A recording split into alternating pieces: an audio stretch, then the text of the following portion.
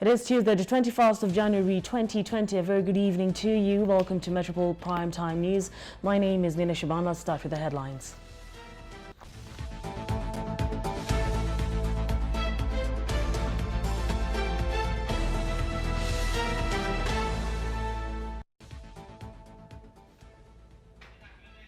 The Senate holds a special sitting to consider the Kiambu County Assembly's motion to remove Kiambu County Governor Ferdinand Waititu from office.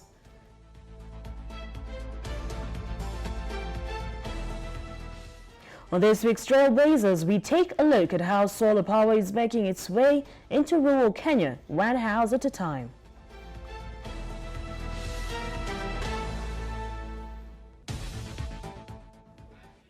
U.S. President Donald Trump rejects the impeachment charges facing him even as the U.S. Senate commences the impeachment trial tonight.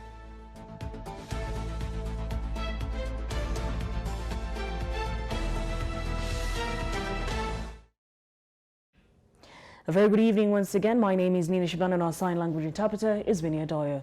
The scrapping of the interest rate cap may not have the full desired effect on the economy at last in the short term. According to analysts at Genghis Capital, the wait-and-see stance adopted by commercial banks could delay the anticipated benefits of lifting interest rate caps on loans. Ingrid Nantige reports. Last year, the National Assembly finally reached a consensus to repeal the interest rate capping regime that was introduced in 2016 to curb high lending rates in the country. The decision was informed by the desire to ease access to credit to the private sector, which is crucial in spurring economic growth. 2 months in, and analysts at the investment bank Genghis Capital have warned that the country should not look to the removal of the rate cap to spur economic growth, at least not in the short term.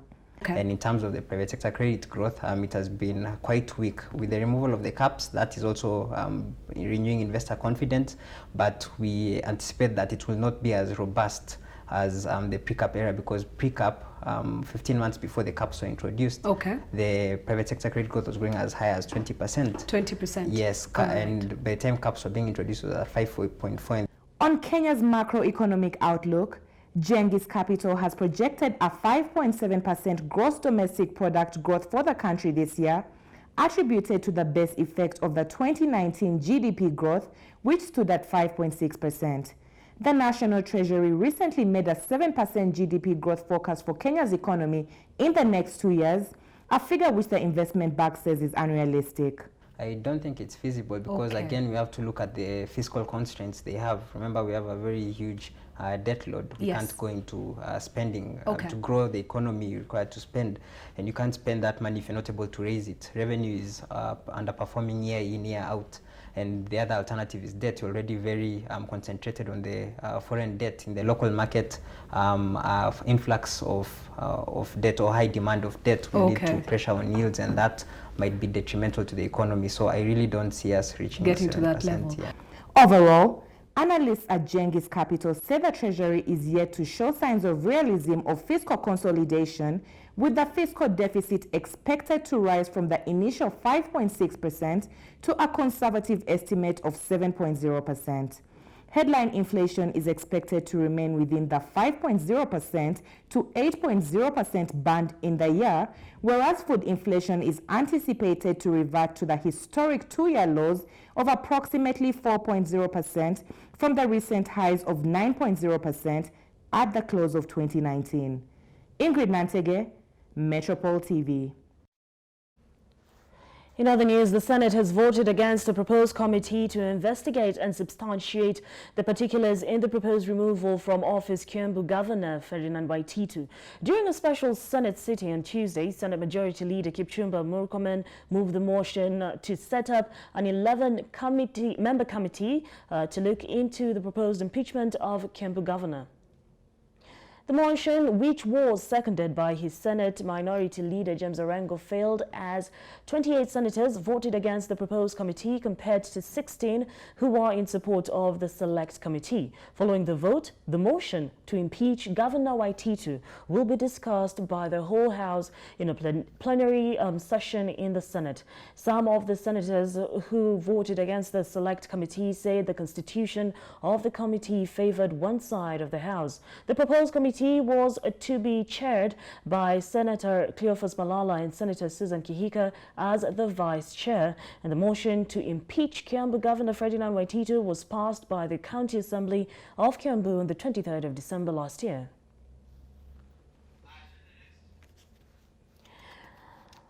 All right, moving on swiftly, county governors will have to wait a little longer to know the fate of their application for the Supreme Court advisory opinion of a division of revenue. Chief Justice David Maraga, who is the president of the Supreme Court, has said the Supreme Court will give its opinion in a notice in due course. And as Victoria Munga reports, governors, senators and National Assembly battled out in court earlier today during a hearing of the application.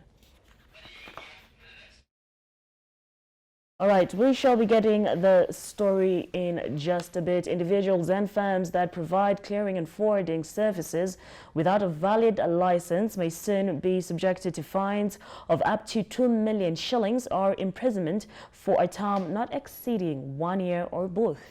According to the bill proposed by the Kenya International Freight and Warehousing Association, customs agents will now need to register, get professional licensing and compulsory continuing professional development education.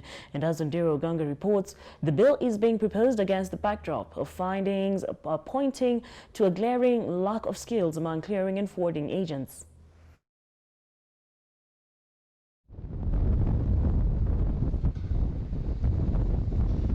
In 2019, the Port of Mombasa recorded container traffic of 1.4 million 20-foot equivalent units, making the best performance ever after surpassing a target of 1.35 million that had been set at the beginning of the year.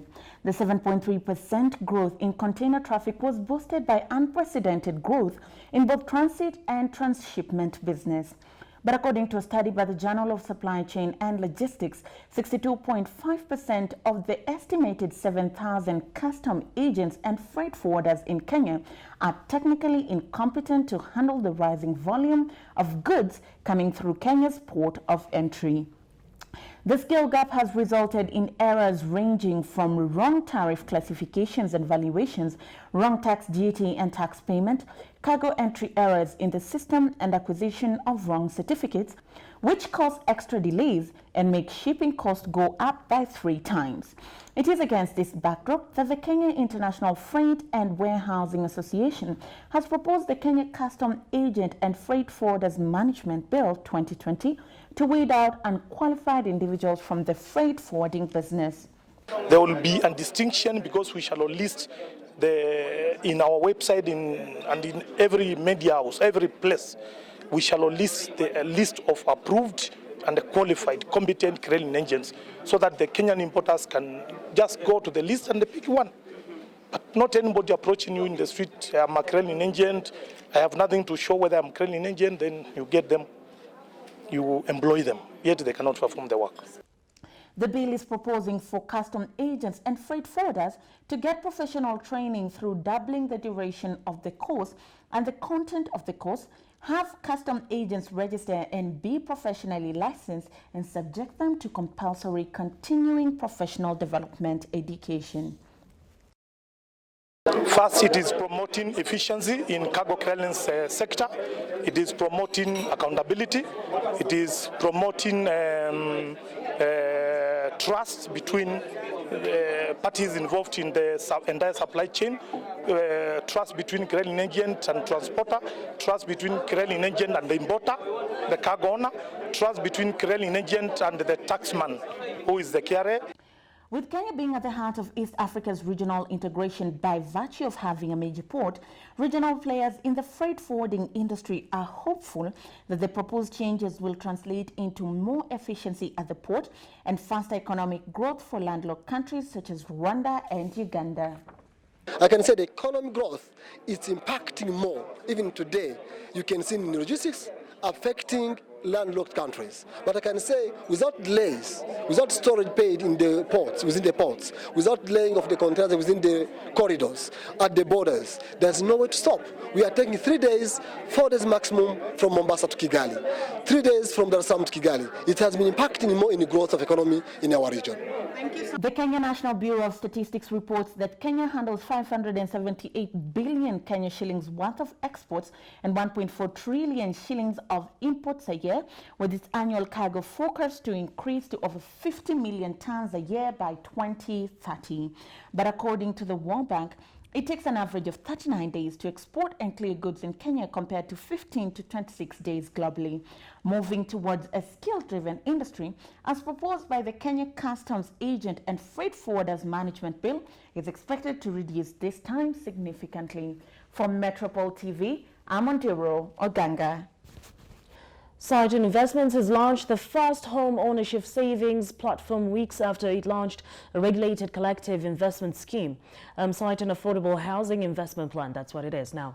Cyton Investments, in partnership with the Cyton Money Markets Fund managed by Cyton Asset Managers Limited, will provide those saving towards home purchase with an investment proposition with a target yield of 11% per annum. The investment plan will also provide a platform that will allow individuals to develop a credit profile with the saving made by a subscriber, acting as a proof of their creditworthiness to financial institutions. This will raise their chances of accessing a mortgage loan upon maturity of the savings, thereby increasing their chances of home ownership.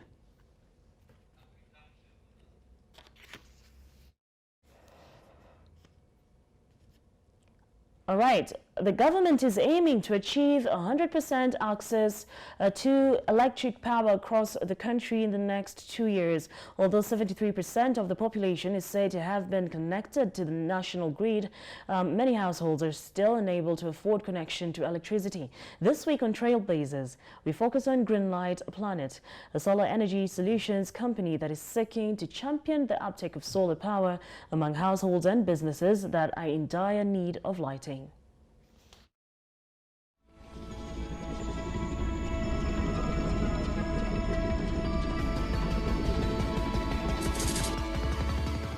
Energy is one of the key enablers of economic activity. However, access to energy, and more specifically electricity, has not even been across the country. Although the last mile connectivity project raised the level of electricity access to 73% of households in the country, many more households are yet to be connected to the national grid. We travel to Murang'a County, where one citizen is among those whose plea for connection to power of her rural home went unheard for many years. About the electrician from the government, we have been talking to them several times, several days, several years. They have been telling us that they will give us a transformer, which has taken now 7 years and no avail. So we are still in the whole village, we are in darkness. Yeah. They say of tomorrow, but tomorrow that never comes. Solar is now becoming the next frontier in the provision of off-grid power to households that are yet to be connected to the grid. While there are many plans by the government to connect the entire country to electricity, private sector players are addressing the existing gap by providing households with solar panel solutions. Among those players is the Greenlight Planet, a company that was formed in 2009 to serve an estimated 1.3 billion global consumers for whom the old-fashioned electrical grid is unavailable or too expensive. It will enable the business people who mainly drive our economy. It will enable them to work for long hours because they have consistent lighting, or the families will number one, save money. Because the money that they have been using to purchase their paraffin oil will now be channeled to do other constructive things for the home. Greenlight Planet targets its solar power products at low-income households and businesses in rural areas that are in dire need of access to electricity. With an initial deposit of 400 shillings and a daily payment of about 15 shillings, traders are able to buy solar-powered appliances to help light up their small businesses. We find that there are many people who are deep into the rural areas, like in isolated places, whereby it will be very difficult maybe to take the power lines to those areas. Basically, those are the people that we are targeting to ensure that they also get connected.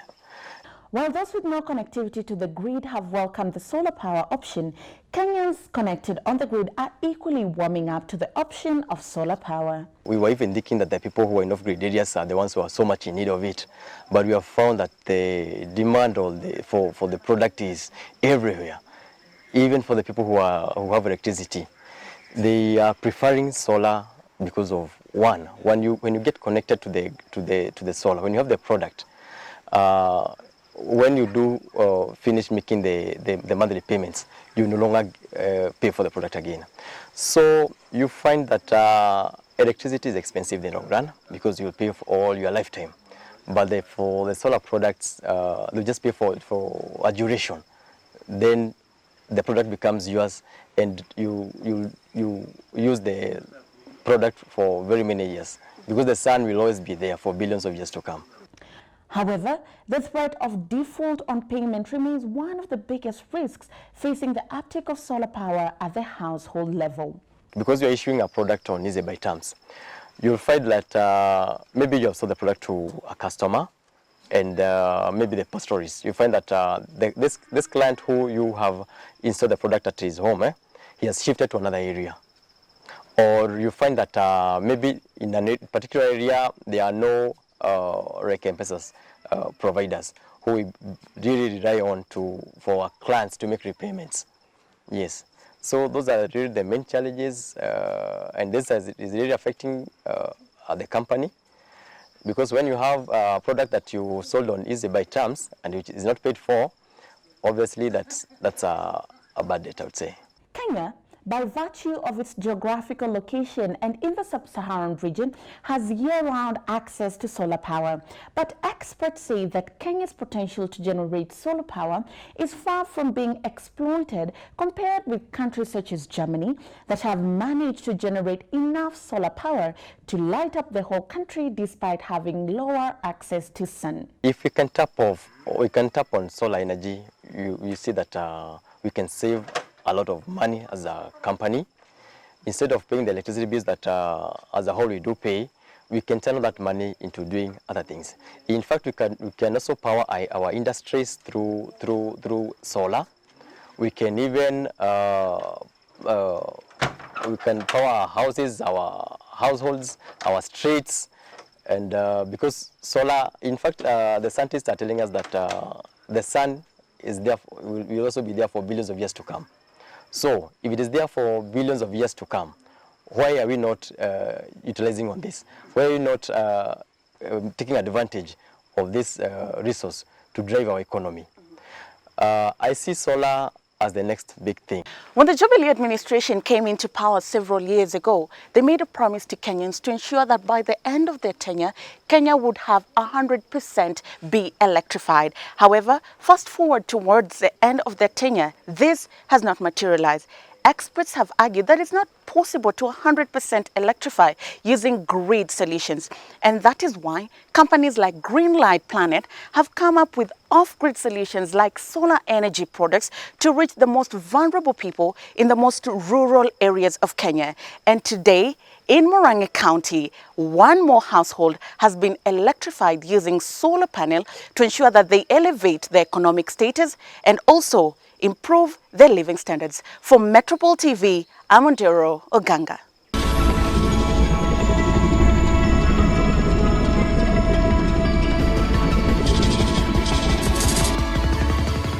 All right. right, just to take you back, county governors will have to wait a little longer to know the fate of their application for the Supreme Court advisory opinion of a division of revenue. Chief Justice David Maraga, who is the president of the Supreme Court, has said the Supreme Court will give its opinion in a notice in due course. Victoria Munga reports, and you'll just get to see that the governors, senators and the National Assembly battled out in court earlier today during a hearing of the application. At the Supreme Court Tuesday, the Council of Governors, led by its chairman, Kakamega Governor Wycliffe Oparanya, was once again seeking for an audience with the highest court in the land for clarity over the division of the revenue bill. This as lawyers representing the National Assembly, led by Homa Bay Member of Parliament Peter Kaluma, told the court that the National Assembly constitutionally reserves the mandate to allocate all revenues. It does not say that the bill for this purpose is division of revenue only. And that is why I'm submitting that when we interpret now functions of the houses, we must be alive to 93.2, which says the houses are respective specific functions whenever you use Parliament in relation to functions. The Act of Parliament that has been passed by the National Assembly to provide the procedural aspects of the budgeting process is the Public Finance Management Act. In the Public Finance Management Act, Section 17 provides the timelines within which the National Assembly, the National Treasury, should appropriate these funds. And that should be by the 15th of each subsequent month. But governors want the Supreme Court to, among other things, determine whether the recommendations by the Commissioner of Revenue Allocation on the equitable share of state revenues are legally binding. How national interest as a factor in Article 203 of the Constitution has been used to depart from the recommendations of the Commission for Revenue Allocation.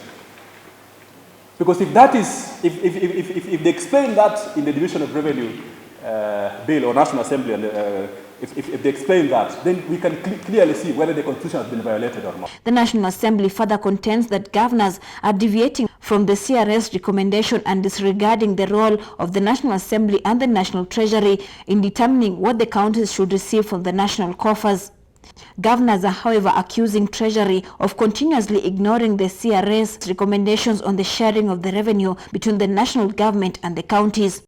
The matter before the Supreme Court arose after a protracted tussle between the National Assembly and the Senate mid-last year that resulted in the delayed release of funds to counties. The matter was later resolved by both houses agreeing to allocate 316.5 billion shillings to the counties. Now, as the country is gearing up for another financial year 2020-2021, the Council of Governors and Senators are banking on the ruling of the Supreme Court to end the hitches experienced each beginning of a financial year due to allocation of revenues at the county level, last year being the worst as operations at the county level were almost paralyzed. The Supreme Court is expected to issue its ruling between now and April. Victoria Amunga for Metropol TV, Supreme Court. In the international scene, President Donald Trump's historic impeachment trial begins in earnest today in the Senate, with Democrats calling for his removal from office and Republicans determined to acquit him, and quickly if possible. For months after the Ukraine scandal exploded and went on to overshadow the end of Trump's term, and 10 months before Americans go to the polls to decide whether to re-elect him, the 100-member of the Senate will gather at 9 p.m. Kenyan time, with Chief Justice John Roberts presiding over the trial, according to an AFP report. The job of this lawmaker, sworn in last week as jurors, is to decide if Trump abused his office and obstructed Congress, as charged in 2 articles of impeachment approved last month by House of Representatives. They state that Trump tried to pressure Ukraine into interfering in the 2020 U.S. election to help him win, and then tried to thwart a congressional probe on his behavior. Part of the scandal centers on the 25th of July telephone call in which Trump pressured Ukrainian President Volodymyr Zelensky to announce an investigation of former Vice President Joe Biden, Trump's potential opponent in the November vote. Democrats who control the House of Representatives and led the investigation accused Trump of manipulating Ukraine by withholding nearly $400 million in military aid for its war against Russian-backed separatists and White House meeting for Zelensky until the later announced Biden probe. In the president's brief, his 12-man legal team contested the very idea of his impeachment. They called the two articles of impeachment approved largely along party lines in the Democratic-controlled House and the product of a rigged process and constitutionally deficient on their face because they involved no violation of established law. That team, which has recruited high-profile lawyers such as Kenneth Starr, who tried to bring down Clinton over his affair with Monica Lewinsky, said in the brief that the Senate should reject the articles of impeachment and acquit the president immediately. It will be only the third time a president has endured an impeachment trial after Andrew Johnson in 1868 and Bill Clinton in 1999.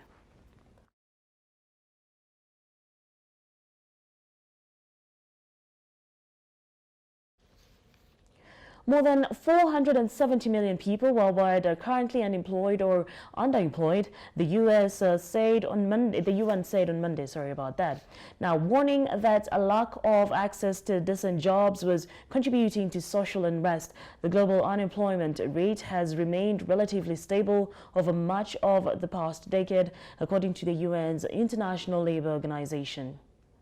But while the rate, which stood at 5.4% last year, is not expected to change much, overall jobs numbers are likely to inch up as slowing economies reduce the number of jobs available to a growing population. This year, the number of people registered as unemployed is expected to rise to 190.5 million, up from 188 million in 2019.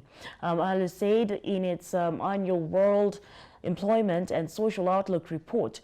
At the same time, the UN body stressed that some 285 million people worldwide are considered underemployed, meaning they either work less than they want to, have given up searching for work, or otherwise lack access to the labor market. That amounts to nearly 500 million people and represents a full 13% of the global labor force, that's the ILO pointed out.